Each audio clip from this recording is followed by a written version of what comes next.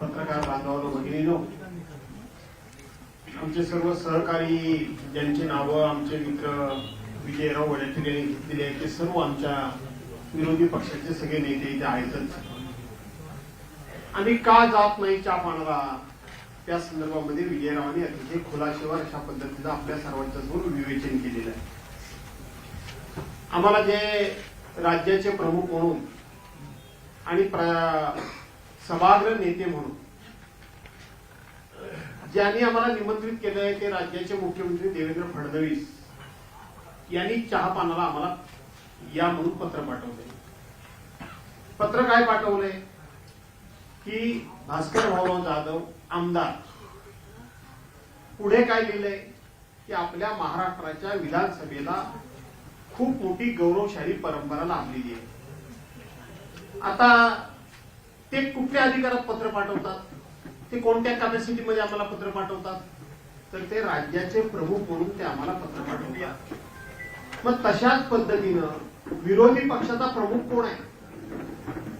दोन्ही सभागृहाला विरोधी पक्ष नेता नाही आणि आम्ही विरोधी पक्षाला विरोधी पक्ष नेत्यांना आम्ही चहा पानाला बोलवले म्हणून सांगायचं आणि विरोधी पक्ष नेता ही दोन्ही पदं खाली ठेवायची, मोकळी ठेवायची. पर्यायानं ही पदं ही शासन निर्मित नाहीत, ही पदं फक्त परंपरेनं पुढे आलेली नाहीत. तर डॉक्टर बाबासाहेब आंबेडकरांची जी घटना आहे त्या घटनेमध्ये विरोधी पक्षनेता कोण असावा, विरोधी पक्षनेता असलाच पाहिजे, त्याची निवडीची पद्धत ही विधिमंडळ नियमामध्ये सुद्धा आहे, घटनेमध्ये सुद्धा आहे, प्रथा परंपरेमध्ये सुद्धा आहे. आज सगळ्यात काय सांगितलं जायचं की एकूण सदस्य संख्येच्या 10% सदस्य असल्याशिवाय विरोधी पक्ष नेता पद निवडता येत नाही. परंतु ते 7 खोटं आहे याचे सगळे पुरावे आम्ही विधिमंडळाला दिले, सचिवांना दिले, अध्यक्षांना दिले आणि त्यांच्याकडून आम्ही लेखी पत्र मागून घेतलं की विरोधी पक्षनेता निवडीचे नियम आणि कायदेशीर तरतूद काय आहे आम्हाला लिखित स्वरूपामध्ये द्या. ते आम्हाला मागचे सगळे रेफरन्सेस सांगायला लागले.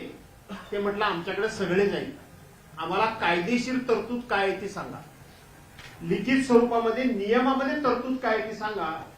आणि शेवटी सचिवांना, प्रधान सचिवांना पत्र द्यावं लागलं की अशा पद्धतीनं कुठेही सदस्य संख्येची अट विरोधी पक्षनेता निवडी करता नाही, तर ज्या पक्षाचे सदस्य जास्त त्या पक्षाच्या वतीनं, त्या पक्षप्रमुखांच्या वतीनं जे विरोधी पक्ष नेते पदाकरता नाव येईल त्याच्या नावाची घोषणा अध्यक्षांनी करायची.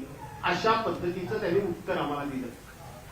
आज सभागृहातली परिस्थिती काय आहे, विधिमंडळातली, केवळ विधानसभेतली नाही, तर विधानसभा आणि विधान परिषद दोन्ही विरोधी पक्ष नेतेपद खाली आहे, दोन्ही. आणि मला असं वाटतं की महाराष्ट्राच्या इतिहासामधली 1936 साली स्थापन झालेल्या विधिमंडळापासूनची आज तागायत ही पहिला असा प्रसंग निर्माण झालाय. परवा हा बीएससीच्या मीटिंग मध्ये आम्ही विषय घेतला की दोन्ही सभागृहाचे विरोधी पक्ष नेतेपद ही पदं खाली आहेत, या संदर्भामध्ये तुम्ही कार्यक्रम पत्रिकेमध्ये याची नोंद करा असं आम्ही त्यांना सांगितलं. परंतु सरकार हे इतकं मुजोर झाले, सरकार हे एवढं बेमुरवतखोर झाले, याचं कारण असं आहे की त्यांच्याकडे खूप मोठ्या प्रमाणामध्ये पाशवी बहुमत आहे. आम्ही त्यांना हेही सांगितलं, अरे तुमच्याकडे जर एवढं पाशवी बहुमत आहे आणि संख्येनं जर आम्ही कमी आहोत तर तुम्हाला आमची निवड करायला काहीच हरकत नाही विरोधी पक्ष नेत्यांची, कारण तुमच्याकडे संख्याबळ मोठ्या प्रमाणात आहे. परंतु सरकार घाबरू नये, सरकार भिवू नये. सरकारला हे माहित आहे की पलीकडे संख्याबळ जरी कमी असलं आणि आमच्याकडे संख्याबळ जास्त असलं तरी सुद्धा सरकारी पक्षाची पाप मोठी आहे, सरकारी पक्षाचा भ्रष्टाचार मोठा आहे, सरकारी पक्षामध्ये एक वाक्यता नाहीये, सरकारमध्ये जवळजवळ सगळेच मंत्री त्यांच्या खात्याचे कॉन्ट्रॅक्टर झालेले आहेत आणि वारे माप फक्त आणि फक्त पैसा कमवणं, राज्याची तिजोरी लुटून, राज्याच्या तिजोरीतून लोकांना पैसे देऊन मतं विकत घेणं हा एक कलमी कार्यक्रम आपण करतोय आणि तिन्ही पक्ष मिळून सगळ्यात जास्त भ्रष्टाचार करण्यामध्ये एक नंबर कोणाचा लागेल? या चढाओढीमध्ये सरकार असल्यामुळं, आणि मी हे म्हणतो म्हणून नाही, तर नुकतीच नगरपंचायत आणि नगर परिषदांच्या निवडणुका झाल्या. सरकारी पक्षातले, सत्ताधारी पक्षातलेच आमदार आणि नेते एकमेकावर कसे आरोप करत होते, एकमेकाचे चोरीचे पैसे, ते पैसे कशा पद्धतीनं शूटिंग करून अख्ख्या देशाला दाखवत होते, हे तुम्ही स्वतः बघितलं, तुमच्यासारख्या लोकांनी सुद्धा बघितलं. त्यामुळं आम्ही संख्येनं कमी असलो तरी पाप ह्यांची एवढी मोठी आहे, भ्रष्टाचार यांचा एवढा मोठा आहे की जो भ्रष्टाचारामध्ये सुप्रीम कोर्टाला सुद्धा हस्तक्षेप करावा लागला. सुप्रीम कोर्टाला सुद्धा यांनी दिलेल्या वर्क ऑर्डर कॅन्सल कराव्या लागल्या आणि त्यामध्ये 3-4 कोटी रुपये एका कामाच्या टेंडरमध्ये डिफरन्स निघाला. यातून यांचा भ्रष्टाचार किती मोठा आहे. आणि तो जर घटनात्मक दृष्ट्या विरोधी पक्ष नेतेमध्ये घटनात्मक दृष्ट्या पद आहे. काय रे, बॅटरी डाऊन झाली की नाही?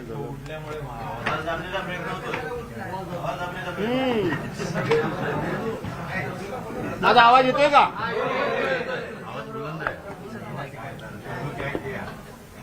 नाही, त्याची बॅटरी डाऊन झाली. आणि म्हणून विरोधी पक्ष नेतेपद हे घटनात्मक पद आहे. आणि ते जर घटनात्मक पद आपण जर त्या ठिकाणी त्याची नेमणूक केली तर आपली अनेक पापं ही बाहेर येतील आणि ती येऊ नये. आज 2 उपमुख्यमंत्री आहेत. घटनेमध्ये कुठेही उपमुख्यमंत्री नेमण्याची तरतूद नाही, कायद्यामध्ये नाही, नियमामध्ये नाही. जे कॅबिनेट मंत्री असतात त्या मंत्र्यांना जो दर्जा असतो त्याच्या पलीकडे उपमुख्यमंत्र्यांना काहीही विशेष अधिकार आणि दर्जा नाही. परंतु यांची स्वतःची राजकीय व्यवस्था होण्याकरता म्हणून यांनी ती पद मात्र नेमली, पण विरोधी पक्ष नेतेपद नेमायचं नाही. आणि म्हणून अशा पद्धतीच्या लोकशाही न मानणाऱ्या सरकारबरोबर, संविधानाचा ठायी अपमान करणाऱ्या सरकारबरोबर, कुठल्याही प्रकारची लोकशाहीची मूल्य न पाळणाऱ्या सरकारबरोबर आम्ही चहापानाला का जावं? कशा करता जावं?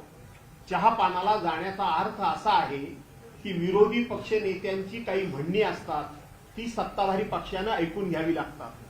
विरोधी पक्षाचे काही प्रस्ताव असतात जे लोकहिताचे असतात, जनहिताचे असतात, लोकांचे असतात, शेतकऱ्यांचे असतात.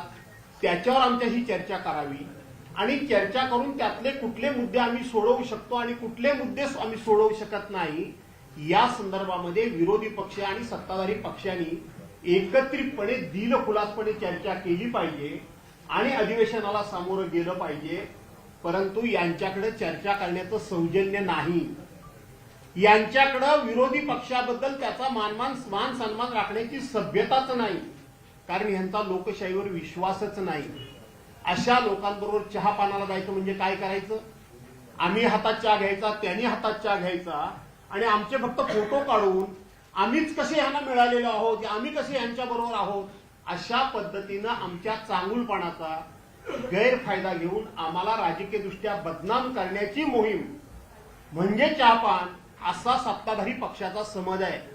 परंतु आम्हाला तो समज नाही, तर आम्हाला सरकारबरोबर जनतेचे प्रश्न सोडवले पाहिजेत. हे विदर्भामध्ये अधिवेशन आहे, विदर्भाचे प्रश्न प्रामुख्याने घेतले पाहिजेत, विदर्भाला प्रामुख्याने न्याय दिला पाहिजे, हा आमचा आग्रह असणार आहे. तो आग्रह त्यांना ऐकायला वेळच नाहीये, त्यांच्याकडे त्यांना त्याची आवश्यकताच वाटत नाहीये, कारण पाशवी बहुमत भयंकर असल्यामुळे त्यांना कुठल्याही प्रकारची अडचण नाही. आम्ही सांगितलं की यंदा पाऊस पडला, पावसानं संपूर्ण महाराष्ट्रातला शेतकरी उद्ध्वस्त झाला. मग तो कापूसवाला शेतकरी असेल, संत्रा शेतकरी असेल, तो आणखीन ज्वारी बाजरीचा शेतकरी असेल, केळ्याचा शेतकरी असेल, हापूस आंब्याचा असेल, मच्छीमार बांधव असतील, पर्यटन असेल, हे सगळं कोसळून पडलंय. आणि तुम्ही मंत्रिमंडळामध्ये 3,300 कोटीचं काहीतरी पॅकेज जाहीर केलं. आमचा आग्रह हा होता की या पॅकेज बद्दल फ्लोअरवर चर्चा झाली पाहिजे, कारण फ्लोअरवर चर्चा होणं आणि त्या ठिकाणी आश्वासन देणं हे सरकारला बंधनकारक असतं. बाहेर कुठलीही घोषणा केलेली सरकारला बंधनकारक नसते. आणि म्हणून सरकारला हे चर्चाच नको आहे. सरकारला हे चर्चाच नको आहे. लोकांना फक्त आणि फक्त फसवायचं. उद्धव साहेबांच्या कारकिर्दीमध्ये कोरोनाच्या कारणास्तव काही योजना बंद झाल्या म्हणून हे बंदी सरकार म्हणून सांगत होते, स्टे सरकार सांगत होते, स्थगिती सरकार सांगत होते. आताच माझे सहकारी विजय वडेट्टीवार यांनी 50 योजना वाचून दाखवल्या. 50 योजना म्हणजे गरीबाच्या पोटची शिवभोजन थाळी सुद्धा योजना यांनी बंद केलेली आहे. 8 महिने झाले लोकांना त्याचं अनुदान मिळालेलं नाही. आणि मग आता हे स्थगिती सरकार आहे तर काय सरकार? प्रत्येक योजनेला तुम्ही या ठिकाणी स्थगिती दिली. आज तुम्हाला मी सांगतो, पूर्वी चर्चा अशी व्हायची की पूर्ण महाराष्ट्र हा विदर्भावर अन्याय करतोय, विदर्भाचा बॅकलॉग वाढवतोय, विदर्भाला न्याय दिला पाहिजे अशी चर्चा व्हायची. पण आज यांनी अर्ध राज्य विकलांग केलेलं आहे. अर्ध राज्य 2022 साली उद्धव साहेबांची शिवसेना फोडून यांचं सरकार आलं. त्या दिवसापासून जे लोक म्हणून आम्ही विरोधी पक्षामध्ये राहिलो, मग कोण काँग्रेसचे राहिले असतील, राष्ट्रवादीचे राहिले, आम्ही उद्धव बाळासाहेब ठाकरेंचे राहिलो. आमच्या मतदारसंघामध्ये 1 रुपयाचा निधी नाही, 1 रुपयाचा निधी नाही. आणि यांच्या मात्र आमदारांना प्रत्येक ठिकाणी हजारो कोटी रुपयाचा निधी. लाडक्या बहिणीमुळे ही तिजोरी अशी खडखडाट झालेली नाही. लाडक्या बहिणीमुळे हे राज्य कर्जबाजारी झालेलं नाही. तर प्रत्येक आमदाराच्या, सत्ताधारी पक्षाच्या प्रत्येक आमदाराच्या मतदारसंघामध्ये हजारो कोटी रुपये द्यायचे, त्याला ऍडव्हान्स द्यायचा आणि त्या ऍडव्हान्स पैकी 10%, 15% पहिल्यांदा काढून घ्यायचे आणि ते राजकारणाकरता वापरायचे.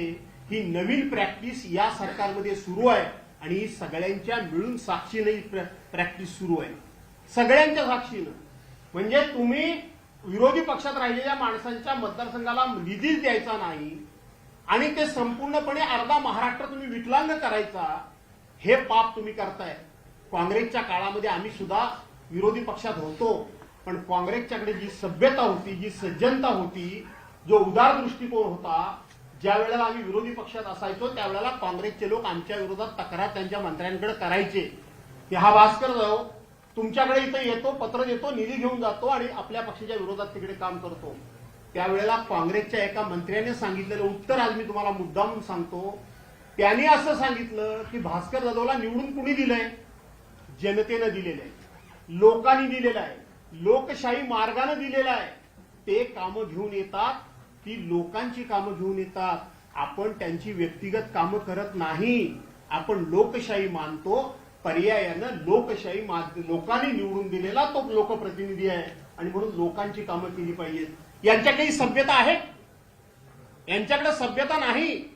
कोरोनाच्या कालावधीमध्ये सुद्धा उद्धव बाळासाहेब ठाकरे यांनी आम्हाला मंजूर केलेली कामं, बजेटच्या व्हाईट बुकमध्ये मंजूर झालेली कामं की ज्यांना कोणालाही रद्द करता येत नाही, यांनी सगळी कामं आमच्या कामांना स्टे दिला. आम्हाला हायकोर्टापर्यंत जावं लागलं आणि तो स्टे उठवावा लागला. आज निवडणुकीच्या पार्श्वभूमीला आमच्या मतदारसंघातली कामं पूर्ण व्हावीत म्हणून ज्याला बजेट प्लेट म्हणतात, ती बजेट प्लेट राईट टाइम आम्ही आणून इथं आम्ही अर्थ खात्यापर्यंत पोहोचवतो, नियोजन खात्यापर्यंत पोहोचवतो, प्लॅनिंग डिपार्टमेंटपर्यंत पोहोचवतो. गेल्या 2.5-3 वर्षामध्ये 6, 7, 8 अधिवेशन झाली. आमच्या मतदारसंघामध्ये 1 रुपयाचं सुद्धा काम यांनी मंजूर केलं नाही, 1 रुपयाचं सुद्धा काम मंजूर केलं नाही. डीपीसीचा फंड सुद्धा यांनी यांच्या चेल्यात सपाट्यानं वाटवण्याचा सपाटा लावलेला आहे. अशा माणसांबरोबर आम्ही चहा प्यायला जायचं की ज्यांना लोकशाहीच मान्य नाही, ज्यांनी लोकशाहीची मूल्यच उद्ध्वस्त केलेली आहेत, त्यांच्याबरोबर आम्ही चहा पाण्याला कशा करता जायचं? पत्र लिहिताना मात्र लिहायचं की ह्या विधिमंडळाला खूप मोठी गौरवशाली परंपरा लाभलेली आहे, पण या विधिमंडळाला गौरवशाली परंपरा तुमच्या कार्यकालाच्या पूर्वी होती. तुमच्या कार्यकालामध्ये या गौरवशाली परंपरेला त्या ठिकाणी कुठल्याही प्रकारचं सगळं गाळबोट लागतंय. तुम्ही सगळे बघताय. सभागृहामध्ये आम्ही जात असताना सभागृहामध्ये आज सगळ्यात जास्त भर कशावर पडतो? लक्षवेधी लावण्यामध्ये. नियम नंबर 8 विधानसभा अधिनियम 8 काय सांगतो? तो सांगतो एका दिवसाला 3 लक्षवेधीच्या वरती लक्षवेधी घ्यायच्या नाही. फार तर चिहोटच्या दिवशी 4 लक्षवेधी घ्यायची हा नियम सांगतो. आणि ह्या लक्षवेधीचं डेफिनेशन सुद्धा तुमच्यासारख्या लोकांनी समजून घेतलं पाहिजे की ज्याच्यावर आम्ही अनेक वेळा बीएससी मध्ये बोललो, ज्याच्यावर आम्ही सभागृहामध्ये सुद्धा बोललो, ज्याच्यावर माननीय मुख्यमंत्री महोदयांनी सुद्धा सांगितलं की हे चुकीचं आहे. आम्ही लक्षवेधी मांडत असताना ती डेफिनेशन मध्ये असताना आमच्या लागत नाहीत. 2 वर्षाच्या, 4 वर्षाच्या, 8 वर्षाच्या, 10 वर्षापूर्वीच्या आणि जास्तीत जास्त बिल्डरच्या लक्षवेधी लागतात. आणि तुम्ही बघितलं असाल की मुख्य कामकाज करायला नेहमी संध्याकाळी 5 ते 6 वाजता. शेवटच्या दिवशी अध्यक्ष महोदय त्या ठिकाणी विवरण सांगत असताना पूर्ण वेळ किती कामकाज चाललं, याचा अर्थ विरोधी पक्षाने आम्ही 1 मिनिट सुद्धा कामकाजाचा वाया घालवत नाही. पण रितसर जे काम करायचं आहे त्या कामामध्ये सरकारला इंटरेस्ट नाही. संपूर्ण सरकार या अध्यक्षांच्यावर कामकाज सोडतं आणि सरकार जसं काय पडणारच आहे. अध्यक्षांना सगळी काळजी आहे. मला माहिती आहे मी काय बोलतोय ते. अध्यक्षांनाच ही सगळी काळजी असल्यासारखं आम्ही काही बोलायला गेलो तरी हा मला कळलं. अरे बाबा, तुम्ही अंतर्ज्ञानी आहात, आम्ही अंतर्ज्ञानी नाहीये ना. तुम्ही मला एक असा दाखवा मंत्री की फक्त देवेंद्र फडणवीसांनी प्रस्तावाला उत्तर दिल्याच्या ऐवजी कुठल्या मंत्र्यानं गेल्या 400 अधिवेशनमध्ये उत्तर दिलं. एक मंत्री दाखवा. विस्तारनं उत्तर झालं, प्रश्नोत्तर झाली, असं एक नाही. अधिवेशन कशाला म्हणतात? अधिवेशन या अशा गोष्टींना अधिवेशन म्हणतात की जे सभागृहाची ज्या ठिकाणी ज्याला दुय्यम स्थान आहे ज्या कामकाजाला, ते काम प्रथम. मंगळवारी सत्ताधारी पक्षाचा ठराव असतो आणि गुरुवारी विरोधी पक्षाचा असतो. मागपासूनची सगळी अधिवेशन काढून बघा तुम्ही, कधीही त्या दिवशी मांडलेला प्रस्ताव पूर्ण झालेला नाही. तो 2-2, 3-3 आठवडे पुढे जातो आणि मग शेवटी क्लब करायचं आणि एकदाच कुणीतरी एकाने उत्तर द्यायचं. हे काही कामकाज चालतं सरकारचं? अशा पद्धतीनं सरकार जर कामकाज चालवत असेल तर त्या सरकारवर आम्ही चहापानाला जायचं? आम्ही कसं जाणार? आणि हे सरकारला आम्ही अनेक वेळा सांगून आम्ही दमलेलो आहोत. आणि म्हणून असे अनेक विषय आहेत की ह्या अधिवेशनातून जनतेच्या पदरात काय पडतंय हे जर शोधायला गेलं तर काही नाही. फक्त यांचा भ्रष्टाचार लपवला जातोय. काय होतंय सभागृहामध्ये? इथे कितीतरी तुम्ही सिनियर पत्रकार, आम्ही बरेच वर्ष तिथे आहोत. एखादी घटना घडली तर त्यावेळेला राज्याचे प्रमुख किंवा गृहमंत्री त्याच्यावर कधीही आपलं उत्तर देत नसत, आपलं मत नोंदवत नसत. आज प्रत्येक घटनेमध्ये राज्याचे मुख्यमंत्री आणि गृहमंत्री म्हणून कुणीही काय चूक केली की त्याला क्लीन चिट देऊन टाकतात. काय झालं त्या डॉक्टरचं फलटणच्या? त्या डॉक्टर गेल्या, त्यांच्या पक्षाच्या माजी खासदारांचं नाव आल्याबरोबर ह्यांनी सांगून टाकलं की ती क्लीन चिट आहे, त्यांचं काही चूक नाही. अक्षय शिंदेच्या आम्ही त्या ठिकाणी पाठराखण करत नाही, पण ज्या वेळेला ती शाळा त्यांच्या जवळच्या मातृसंस्थेची आली त्याबरोबर तुम्ही त्याला गोळी घातली. परवानच्या दिवशी आम्ही त्याचं समर्थन करत नाही रोहित आर्याला. तो काहीतरी फक्त स्टेनगन आणायला गेला, का त्याला जायबंदी केलं नाही? का त्याला पाठीमागून गोळी घातली नाही? त्याला ताब्यात का घेतला नाही? तो वळल्यानंतर त्याच्या छातीत गोळ्या घातल्या त्याला मारून टाकला. का? तर सरकार त्याचं देणेकरी होतं आणि म्हणून सरकारचं पाप समोर येऊ नये म्हणून तुम्ही जर पुरावे जर नष्ट करायला लागला, कायदा जर तुम्ही हातामध्ये घ्यायला लागला, तक्रारदार पण तुम्हीच, चौकशीदार पण तुम्हीच आणि शिक्षा देणारे न्यायालय पण तुम्हीच. ही लोकशाही आहे. विरोधी पक्षाच्या लोकांना तुम्ही सकाळ संध्याकाळ प्रत्येक गोष्टीत अडकवतायच. खोटे नाटे आरोप तुम्ही करतायच. आपल्या लोकांच्यावर काहीही तुम्ही गुन्हे दाखल करायला तयार नाही. आणि विरोधी पक्षाचा माणूस बोलला की त्याच्या वेगवेगळ्या चौकशा लावून त्याला नामोहरण करायचं काम चाललेलंच आहे. सकाळ संध्याकाळ तुम्ही विरोधी पक्षाचे पदाधिकारी, लोकप्रतिनिधी विकत घ्यायचं काम चाललेलंच आहे. ही लोकशाही नाही. बोलण्यासारखे मुद्दे अनेक आहेत आणि म्हणून या सरकारच्याकडे हे विषय आम्ही संख्येने कमी असलो तरी 1000 वेळा मांडून झाले. सरकार बोलतंय, करतंय. तुम्ही बघितलं असाल, चर्चा सुरू झाली की एकच मंत्री कोणतरी बसतो. उत्तर काय येतं चेअरवरून? एक मंत्री आणि कॅबिनेट, तुम्ही कामकाज चालू करा. अरे बाकीचे कुठे गेले? वास्तविक जो कोणी चेअरपर्सन असतो त्यांनी हे सगळं सभागृह ऑर्डरमध्ये ठेवायचं असतं, परंतु विरोधी पक्षाच्या कुठल्याच भूमिकेला महत्वच द्यायचं नाही यांनी ठरवलेलं असल्यामुळं आणि आमच्या सहकार्याने या ठिकाणी अनेक विषय मांडले. मी त्या ठिकाणी आता पुन्हा जात नाही. त्या फिगरमध्ये, आकडेवारीमध्ये सभागृहामध्ये चर्चा झाली तर आणि तरच त्यामध्ये आम्ही अधिकचा भाग घेऊ शकू. पण हे सरकार संख्येने जास्त असलं तरी ह्यांची पापं जास्त आहेत, ह्यांचा भ्रष्टाचार मोठा आहे. हे तिघेही एकमेकाला त्या ठिकाणी कट्टू साईज करायला बसलेले असल्यामुळे रोज सकाळ संध्याकाळ दिल्लीला जाणं आणि कोणासमोर तरी त्या ठिकाणी कैफियत मांडणं एवढंच काम या सरकारला शिल्लक असल्यामुळं विरोधी पक्ष संख्येनं कमी असला तरी सुद्धा तो आपल्याला धारेवर धरल्याशिवाय राहणार नाही, तो आपल्याला काट्यावर घेतल्याशिवाय राहणार नाही आणि आपल्या पापांचा पाडा महाराष्ट्रावर येऊ नये म्हणून ते विरोधी पक्ष नेत्यांच्या निवडी करत नाहीये. आणि म्हणून त्यांनी जे बोलवलं ते व्यक्तिगत आम्हाला बोलवलं. प्रथा ही आहे की विरोधी पक्ष नेत्याच्या माध्यमातून राज्याचे प्रमुख म्हणून जसं तुम्ही बोलवलं तसं विरोधांचा प्रमुख म्हणून विरोधी पक्ष नेता असतो. दोन्ही सभागृहाचे विरोधी पक्ष नेतेपदी खाली असली त्यामुळं आम्ही याच्यावर बहिष्कार टाकलेला आहे. आणि त्याचबरोबर जाऊन कुठलीही